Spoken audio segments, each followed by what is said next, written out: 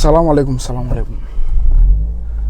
Ambe faso jama bela jelen fo fenfebe ka na je jamana kono ani jamana kenema ama bela jelen fo. Voilà. Ambe kati ni wakati na bie juma ama fo ala ka juma bato bela jelen ne ala ka jamana parce que les forces du mal ni oye bamakachuye ni oye terrorisme ina fo wakati temelo na okunya fo chuwam na ko wakati na muru affaire kera wakati na armée kabako da jadisu ka mura. Donc wakati il avait annoncé que oubena tajuru sarake donc konona la amse ga fo ni o tasaraw do de damnele donc aya ga fo kunu we wuliga joke kolokani mara konona la wuliga joke ran we aisa ka nga gendarmerie ka o attaquer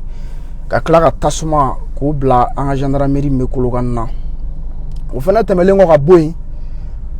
utara forçati kubo fene attaquer donc attaquer ore maseka no ya sa forçati mo ko nu ko attaquer repousser et lui kabako dauka donc we jadisi chama fra au sen fait donc o temelengo 600 bi ou nashi kati fenema donc ou dona kati et ou donner kati ou dona et kangono ou dona kangono na la parce que marfatuku mala en même temps mo do fene me munu mega obichi. Donc il y a un armée qui est obligé de maîtriser, donc attaquer ou sera repousser parce qu'il faut reconnaître que arme lourou monume no lu tira kosobe katian. Donc ali 600 ambe du corona era là donc mouvement batté parce que ni wakati na et baby ga so no ni wakati na mais ayere nyawe hélicoptère là o munu na hélicoptère flèche venu avec mon al na oroka jandon ça parce que mo utega son population a guerre quand on a oro là donc on me fait comme faut mo yene doron et attaque simultanée de dos parce que on a reçu des informations que c'est nous qu'on fait attaquer là ni wakati kelena parce que mo nous a option inte doré et we attaquer nous chamanga juma ou de fait donc juma chamanga fait ou ben kunke donc comme bien juma am se ga fo ils ont fait exprès ka bi ina fo kunu e doke quoi donc kunu ta suture do mais katita koni ga fo mo yana que la situation est totalement sous contrôle donc anga tchede ni ala ga je ni ala ga se olu sera ka maîtriser donc la situation est sous contrôle à Kati. Bon manga marfa munu mega ti an re bora ka se ga konya ni an bora ka munu dugu kono yana ngan sigi so kono ka me puma me an bora ka munu dugu kono donc comme ore nya bala et anya hélicoptère là voilà vous voyez donc un hélicoptère est là 126 ans ça c'est l'hélicoptère de l'armée malienne en action. Donc on vous confirme que la situation est sous contrôle, vous comprenez, voilà. Donc amani ni la jabara bella de faire vidéo partagée et ni wakati na ame kati ame kansunjata ale kula donc ya ngala bilal sala ka jamana bas ala ka jamana suma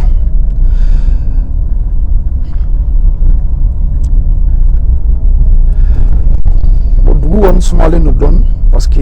ara na wala mo ko no mo ma dam don follow. Donc il n'y a pas assez de mouvement dans la ville quoi. Mais il faut reconnaître que la situation est totalement sous contrôle. Donc à mes frères et Bambagachou ni les forces du mal terroristes sont warana ou de cela ka katika ka attaquer. Donc nanani obido ye ou cela ka obido chichi. Donc obi nous chilling kofe et donc nous commencer à marfachu damne. donc an ka mɔgɔ minnu kɔni bɛ yen olu sera ka situation maîtriser donc an yɛrɛ ɲɛ bɛ dugu kɔnɔna la mɔgɔw kɔni ma bɔli daminɛ kosɛbɛ quoi voilà donc an balimaw an bɛ aw bɛɛ lajɛlen fo a fɛn fɛn bɛ jamana kɔnɔ jamana kɛnɛma an b'a fɔ mɔgɔw ye u k'u hakili sigi donc ko mana kɛ cogo cogo la an ka armée an k'o soutenir an ka jamana an k'o soutenir donc an bɛ mun fɔ mɔgɔw ɲɛna dɔrɔn o de ye ko la situation est sous contrôle fɛn min ye banbagaciw ye olu de solila ka na don kunu i n'a fɔ u ye Kolokani ta kɛ cogoya min na u ye Kolokani attaqué au même moment u tilara tuguni ka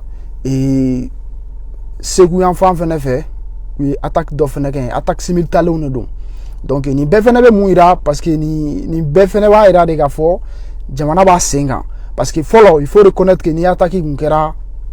c'est-à-dire riposte kun ka suma mais sisan riposte de bɛ parce que il faut reconnaître que an ka kan ninnu bɛɛ bɛ alerte maximum de la nin wagati laban ninnu na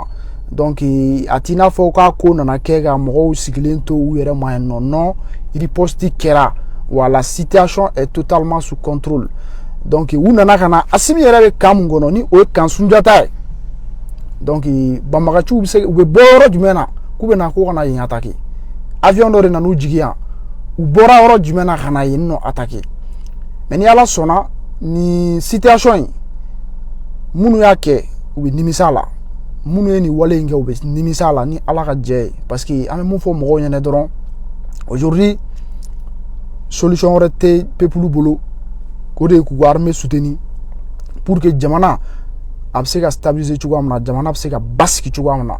voilà donc mɔgɔ ninnu kɔni nana obiw de tun b'u bolo u ye obiw ci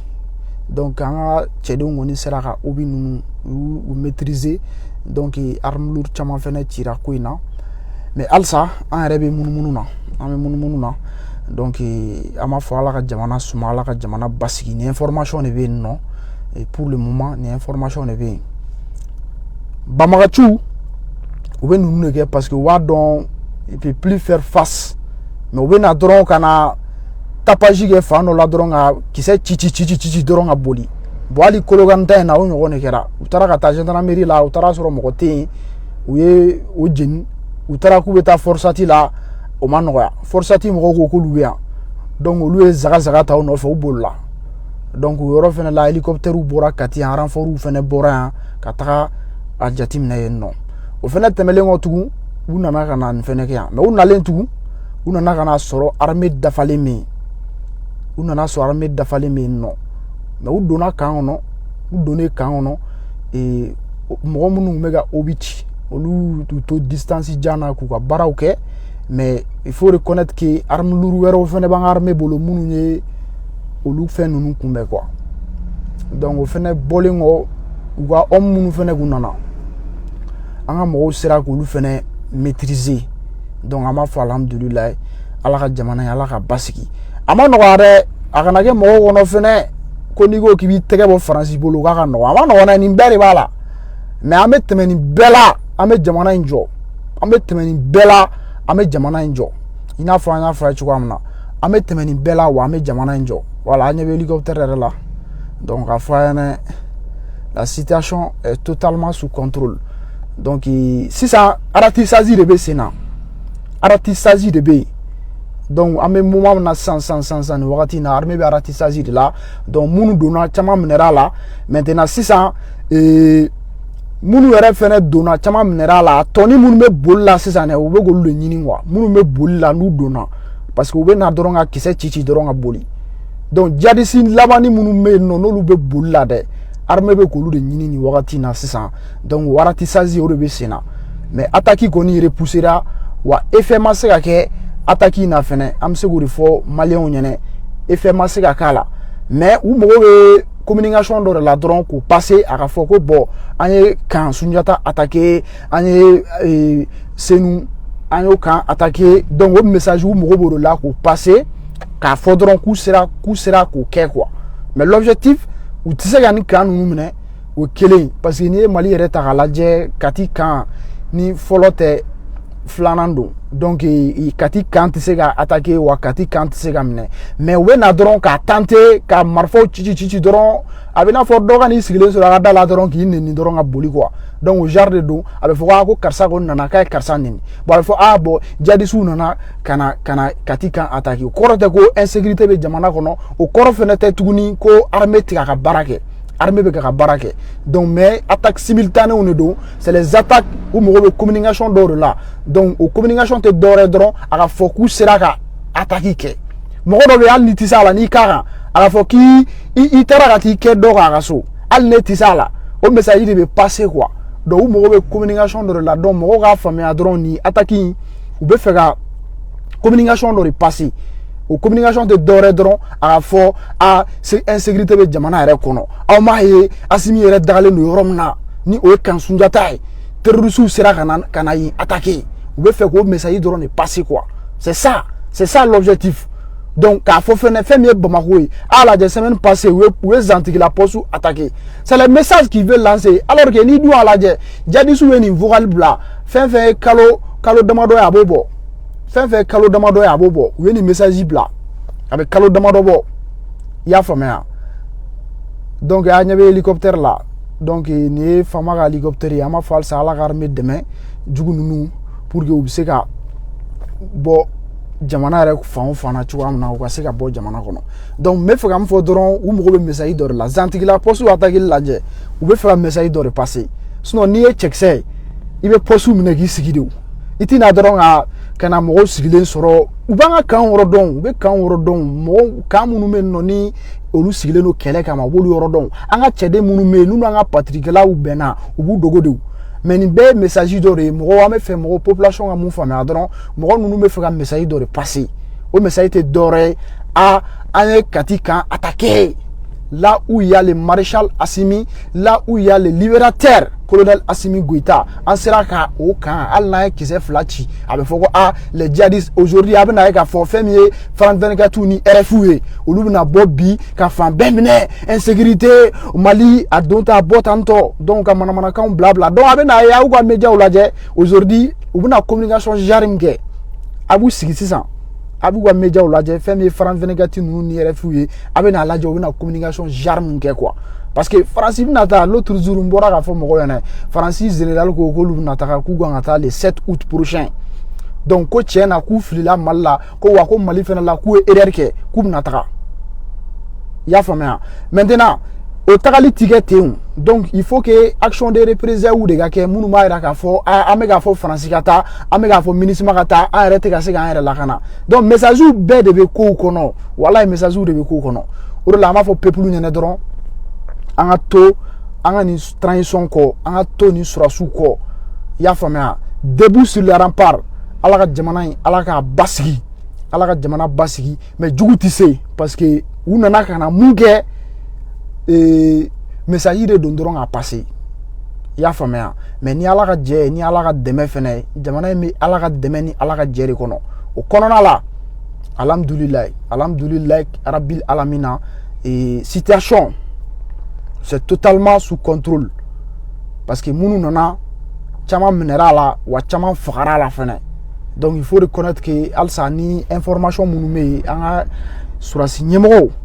olu bɛna tila ka n'o information di an ma DIRPA bɛ yen ka se ka informer donc o kɔfɛ ni mɔgɔ bɔra ka kuma o kuma fɔ nin ko in na o tɛ tiɲɛ ye kuma o kuma bɛ yen n'a ma bɔ DIRPA yɔrɔ la k'a fɔ an ka armée ko nin situation de kɛra a bɛ tan tɔ ni DIRPA ma bɔ ka mun fɔ o kuma o tɛ tiɲɛ ye mais a b'a ye sisan u bɛna version caman bila ko in na quoi version caman bɛna bila i n'a fɔ u ka médiaw b'u bolo olu bɛna nin information in relayer sisan donc mɔgɔw k'a faamuya sɔrɔsiw yɛrɛ dama tɛ ɲɔgɔn na population ni sɔrɔsiw tɛ ɲɔgɔn na mais banbagati damadɔni de donna ka na nin wale in kɛ donc an yɛrɛ filɛ sisan an bɛ dugu kɔnɔna la mɔgɔw kɔni ma commencer ka bɔ kosɛbɛ mais hélicoptère kɔni a bɛ se k'o constater olu bɛ sanfɛlaw la hélicoptère bɛ sanfɛlaw la donc olu bɛ munumunu na donc ratissage de bɛ yen sisan o fɔ mɔgɔw ɲɛna actuellement mun bɛ yan o ye ratissage de ye mɔgɔ minnu donna k'a dɔn u donna cogoya min na u tɔni minnu bɛ yen nɔ ka se k'u tɛgɛ da olu kan donc o baara de bɛ sen na mais an bɛ se ka mun fana fɔ population ɲɛna c'est à dire nin baara in si tɛ kɛ population kɔ dɛ an de bɛ se k'an ka armée fɛnɛ dɛmɛ ka information d'u ma an de bɛ se k'o kɛ quoi donc an bɛ se ka mun fɔ faso jama ɲɛna an ka armée dɛmɛ ni information fɛn fɛn bɛ yen c'est à dire k'i ye sigana mɔgɔ dɔ ye an ka information an ka véhiculer an ka di an ka finitigilakaw ma très très rapidement o de ka ɲi nɔ ni mɔgɔ min ye sigana ko ye aw teliya a ka information a ka di armée ma mɔgɔ mana information dɔ sɔrɔ an b'a ɲini mɔgɔw fɛ a ye armée la bɔ a kalama n'a ye sigana ko ye n'a ye mɔgɔ sigana ye a ye weleli kɛ a ka armée informer a la pour que nin situation bɛ yen a ka se ka ɲɛnabɔ an yɛrɛ dama de bɛ fara ɲɔgɔn kan ka nin kɛlɛ kɛ koyi walayi parce que minnu bɛ bi Asimi tɛ fanga la bi ko fanga diya don koyi a bɛ fanga la bi parce que olu ye fɔrɔn kɛ Sadio ninnu bɛ fanga la bi parce que u ye fɔrɔn kɛ u b'a dɔn k'a fɔ c'est à dire armée janfana ka se niveau min na u b'o dɔn donc olu ka kɛlɛ ti dɔwɛrɛ ye u ka kɛlɛ ye armée bɛ se k'a yɛrɛ sɔrɔ cogo min na donc u ti fanga la ko fanga ka d'u ye maintenant an bɛ se ka mun fɔ mɔgɔw ɲɛna dɔrɔn o de ye an de bɛ se ka nin maa ninnu fana dɛmɛ pour que u ka baara a bɛ se ka ɲɛ u bolo mais n'an m'u dɛmɛ n'an y'u to yen walayi u dunbagaw bɛ s'u la parce que a ma daminɛ fɔlɔ koyi an y'o de fɔ Faransi ko k'a bɛ taa tant que Faransi ma ka koso ni kasa cɛ don min na ka bɔ jamana kɔnɔ yan a ma tila fɔlɔ walayi bilayi a ma tila fɔlɔ dɛ donc ni an ka karamɔgɔbaw ka duwawu tɛ Asarafu Surafaw ni Seko Lasana Kanew ni a ɲɔgɔnna caman Usman Seri Marani Hayidara ninnu olu ka duwawu caman min bɛ jamana kɔnɔ ani mɔgɔw bɛ Segu karamɔgɔw ni mɔgɔ wɛrɛw bɛ duwawu minnu kɛ jamana in n'olu tɛ a ma nɔgɔn dɛ donc a n'an yɛrɛ ka cɛsiri fɛnɛ an bɛ se k'o de fɔ donc an b'a fɔ mɔgɔw ɲɛna Ala ka jamana in Ala ka kisi donc quand Sunjata de Kati la situation est totalement sous contrôle wa ni Ala sɔnna ma ni information min fɛnɛ bɔra yen an bɛna ka n'o da aw kulo kan ni information min bɔra a ko la a bɛ vidéo a b'a partager kosɛbɛ ni information min bɔra a ko la an bɛna voilà donc ni wagati in na protection civile mɔgɔw kɔni caman olu ka mobili caman fɛnɛ yɛlɛnna ka taa kan kɔnɔna la donc parce que mɔgɔ ninnu u bɛ ci sisi tun bɛ ka bɔ yɔrɔ dɔw la quoi mais an t'a dɔn fɛn kelen min don mais sapeur pompier mobili dɔw yɛlɛnna peut-être u bɛ ka taa tasuma de faga ou bien peut-être u bɛ ka taa mun na mais halisa an bɛ min fɔ mɔgɔw ɲɛna u k'u connectelen to et puis ni information sugu ninnu na mɔgɔw ni information ɲɛnama t'i bolo et puis ni ɲɛ ma mun fɛnɛ ye i kana a bɔ k'a bila réseau fɛnɛ kan quoi donc an ka fɛn dɔw to an ka jamana ɲɛmɔgɔw bolo olu minnu b'a ko yɛrɛ kunna ni mun bɔra la an bɛna ka na ɲɛfɔ mɔgɔw ɲɛna ni Ala ka jɛ ye an b'aw bɛɛ lajɛlen fo an b'a fɔ a ka sɔgɔlen to 4/24 la an bɛ na parce que depuis 5h du matin an yɛrɛ wulila parce que marifa ci in mɛnna sen na obiw kɔni cira o ye obi 3 de ci obi 3 cira ka na mais an ka mɔgɔw ye olu fɛnɛ o ye obi ninnu an ka minɛn minnu bɛ yan olu y'u ka baara kɛ parce que lakalatɔ de b'a dɔn hali ni mɔgɔ min t'i yɛrɛ kalama n'i y'i munumunu Kati kan kɔnɔ i b'a dɔn k'a fɔ ko non ko cɛkisɛ dɔw bɛ yan ko cɛkisɛ bɛ yan ko wa ko yan cɛkisɛ kan fɛnɛ hali ni mɔgɔ min t'a yɛrɛ kalama depuis un certain temps n'i y'i munumunu i yɛrɛ i b'a senti k'a fɔ ko non ko cɛkisɛw de bɛ yan donc an bɛ Ala deli halisa Ala ka jugu Ala k'u malo a yɛrɛ ɲɛ bɛ hélicoptère la vous voyez ça c'est l'hélicoptère de l'armée malienne en action voilà an ɲɛ bɛ hélicoptère la voilà hélicoptère de temps donc ratissage dɔrɔn de bɛ sen na mɔgɔw k'o faamuya ratissage de bɛ yen sisan an ɲɛ bɛ hélicoptère tatɔ la n'an ka zoom a kan la an ɲɛ t'a la donc ratissage de bɛ yen an ɲɛ tɛ hélicoptère la an ɲɛ t'a la ratissage dɔrɔn de bɛ yen sisan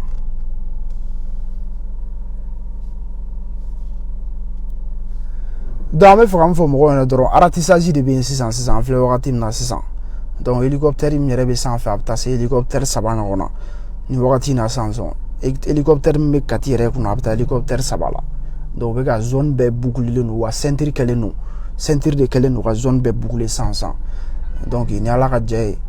donc mun ye nin ko in kɛ tɛgɛ bɛ da u bɛɛ kan voilà donc ni mɔgɔ min fɛnɛ bɛ information dɔn a la a bɛ armée mɔgɔw wele a bɛ information di i y'a faamuya an b'o de ɲɛfɔ mɔgɔw ye ni mɔgɔ min bɛ information dɔn n'i ye sigana ko ye ou bien n'i balana ko ye dɔrɔn i jija i ka kan ka force de l'ordre i ka olu i k'u bɔ a kalama voilà ni balna ko ye sigana mogo doro ye mogo do doro sigalen do ala doro ni ay sigana mogo fenfe katikona ou be Bamako kona ananga lieu public na ay armée mogo informer la très rapidement parce que ame wakati na san c'est vraiment crucial ame wakati na san non anga armée de meni wakati na c'est vraiment crucial avec des informations donc amour faut faso jama benyene ni mogo sigana ko ye mogo do ye ikinte mogo mnyega koro akechugo mija wole like pour sou wole wega gendarme wole wataka ko seke parce que ame wakati na 600 c'est pas facile amour faut malon nyana ame wakati na 600 c'est pas facile na fora fene ko l'armée monte en puissance au korote ko armée ko atisega attaquer au koroto yi voilà nya hélicoptère la gon voilà donc hélicoptère chama de munu na donc k'a fɔ mɔgɔw ɲɛna bugan tɛ bloku tɛ la montée en puissance de l'armée ka montée en puissance bugan tɛ dɛ parce que ni attaque kelen fila kɛra dɔrɔn u bɛ na a b'a la a ye minɛnw sɔrɔ a ye minɛn minnu sɔrɔ o minɛnw filɛ nin ye avion minnu sanna avion minnu bɔra Irisi u filɛ munumunu na nin a ye minɛn minnu san u b'u ka baara la k'o fɔ bɛɛ lajɛlen ɲɛna hali kunun Kolokani attaque kɛra avion taara Dozantigila attaque kɛra avion taara fɔlɔ o de tun tɛ yen attaque kun bɛ kɛ Mali la yan i tɛ avion yɛrɛ i ɲɛ la kuma tɛ ko avion ka wuli ou bien ordre ko ka ordre ɲini pour que avion ka wuli mais sisan o tɛ yen donc a fɔ mɔgɔw ɲɛna parce que n'i ko l'armée monte en puissance hali kunasini armée djihadiste 49 djihadistes o de fagara mais ninnu ka action de représailles kelen ni fila mana kɛ dɔrɔn mɔgɔw bɛ bɔ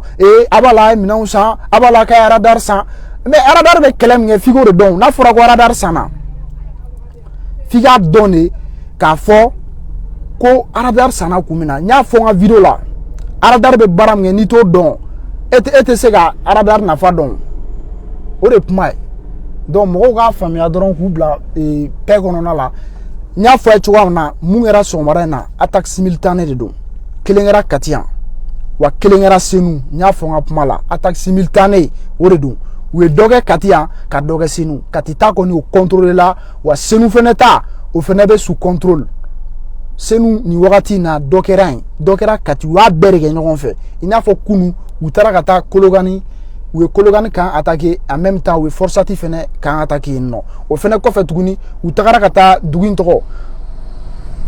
Segu village dɔ bɛ Segu u taara ka taa yen nɔ ka taa o fɛnɛ attaquer donc o village kan fɛnɛ u taara ka taa ese surasi kelen ma san yan donc o bɛɛ ye jumɛn ye dɔrɔn fɛnw de don attaque simultanée de don wagati min na Mura an ka armée ye Mura attaque kɛ ka Mura djihadistes faga banbagaci dɔ bɛ ale ye vocal yɛrɛ kɛ a y'a fɔ k'a fɔ ko k'u tɛ na nin ko to ten ko wa k'u bɛ se fɛn o fɛn la k'u bɛ wuli ko k'a kɛ k'u bɛ na Mali kan bɛɛ attaquer u y'a fɔ o wagati la mais an bɛ Ala ka sutura ni Ala ka dɛmɛ de kɔnɔna la donc ni ko kelen ni ko fila o tɛ se ka kɛ k'a fɔ ko n'i ko ko armée bɛ ka monter en puissance armée ka monter en puissance de nin wala bilaye armée ka monter en puissance o de filɛ parce que kunu attaque bɛ kɛ i tɛ avion yɛrɛ ɲɛ la renfort tɛ ye riposte tɛ yen wa Kolokani djihadistes ninnu a photo bɛ ne kun minnu taara ka taa kan attaquer a bɛɛ n'Ala cɛ an ka armée y'u faga j'ai les images mais i b'a dɔn Facebook filɛ sisan image dɔw bɛ yen n'i y'a bila u b'i ka fɛn signaler quoi mais n bɛ a yira distance la cogo dɔ la quoi i y'a faamuya ɲɛ t'a la a ɲɛ t'a la voilà parce que u b'a signaler quoi i y'a faamuya vidéo image sugu dɔw bɛ yen n'i y'a bila u b'a signaler quoi sinon djihadistes minnu ye Kolokani kan attaquer kunu an ka armée y'u faga a y'a fɔ ko ne côté djihadistes minnu taara ka taa Kolokani kan attaquer kunu a image yɛrɛ u photo yɛrɛ filɛ nin yan nɔ a bɛ n ka téléphone kɔnɔ yan a bɛ téléphone kɔnɔ yan mais n'i y'a yira sisan Facebook mɔgɔw image ninnu ni image minnu bɛ nudité u kan u b'a signaler quoi donc o de kama n tɛ sɔn a ma sɔn ka fɛn publier quoi mais kunu minnu kɔni taara olu fagara wa minnu nana yan fɛnɛ ni mun minɛra olu kunnajalen ni minnu sera ka minɛ a la o y'olu kunnajalen voilà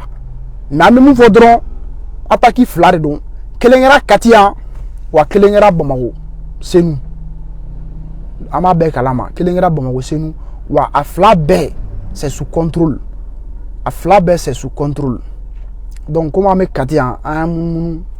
an sera ka information minnu sɔrɔ an nan'o le di donc an bɛ se ka mun fɔ mɔgɔw ɲɛna dɔrɔn l'armée monte en puissance o kɔrɔ tɛ k'a fɔ ko an tɛ se ka attaquer hali États-Unis armée bɛ attaquer Barkhane mɔgɔw bɛ yan u bɛ attaquer Barkhane mɔgɔw yɛrɛ nana yan olu pisanen don sira bɛɛ fɛ o mais u y'u bali k'a fɔ ko u ka camps ma attaquer yan ou bien u y'u bali k'a fɔ ko u ka sɔrɔdasi dɔw ma sa u tɛ ɲɔgɔn ɲɛ sira la o il faut savoir que an bɛ kɛlɛ sugu min na quoi guerre asymétrique de don e yɛrɛ e tɛ jugu dɔn jugu ka kan tɛ yen jugu ka base tɛ yen k'i bɛ se k'a fɔ a filɛ nin ye a natɔ filɛ nin ye mɔgɔw minnu bɛ k'u dogo ka kɛlɛ kɛ ani mɔgɔ minnu bɛ k'u yira ka kɛlɛ kɛ olu tɛ kelen ye an ka armée yiralen don k'a ka kɛlɛ kɛ mais ani minnu bɛ ɲɔgɔn na olu dogolen de don u kɛlen don k'u dogo i t'a dɔn nin don ou bien nin tɛ donc o kɛlɛ sugu ani mɔgɔ jamana fila filɛ nin ye an ka armée jɔlen filɛ an ka armée jɔlen filɛ olu tɛ kɛlɛ sugu kelen ye